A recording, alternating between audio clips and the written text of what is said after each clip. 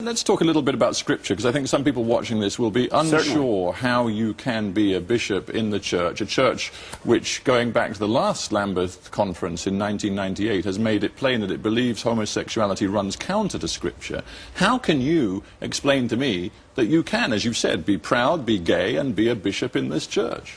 Well, a couple of things. One is, let's remember that the Lambeth Conference of Bishops does not determine a policy or interpretation of Scripture for the communion. It simply does not have that authority.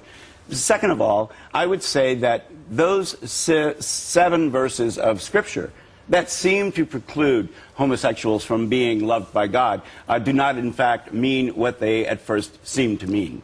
Well, explain to me that, because I'll quote you, have them quoted at you all the time. I'll do it again. Do not lie down with a man as you would with a woman, from the Bible. Explain to me how that does not clearly tell me and you that homosexuality runs counter to God's will.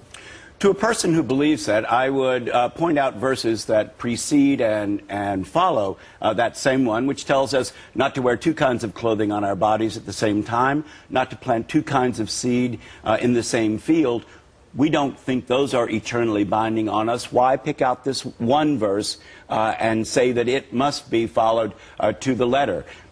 Let's take the New Testament. The church has changed its mind about divorce, and yet Jesus himself says that remarriage after divorce is adultery. And yet the church is a living, breathing organism, and it changes its mind about things. So Scripture and literal interpretation of Scripture is not that important to you? Scripture is terribly important to me, but the Anglican Church has never been given to a literal interpretation of Scripture. This trying to be literal with just a few verses, I might add.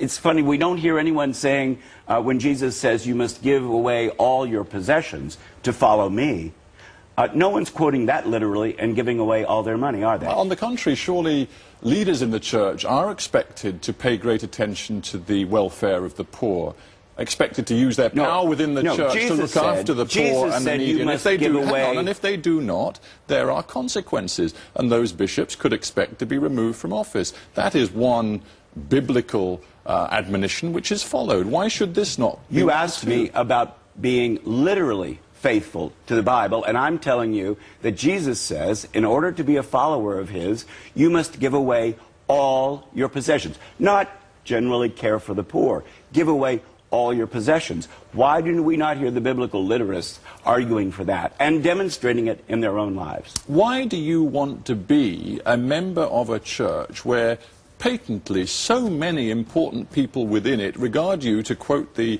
Archbishop of Nigeria, Peter Akinolo, regard you as an abomination? I am in this church because it is through the church that God's love for me came shining through and helps me know that I am a child of God.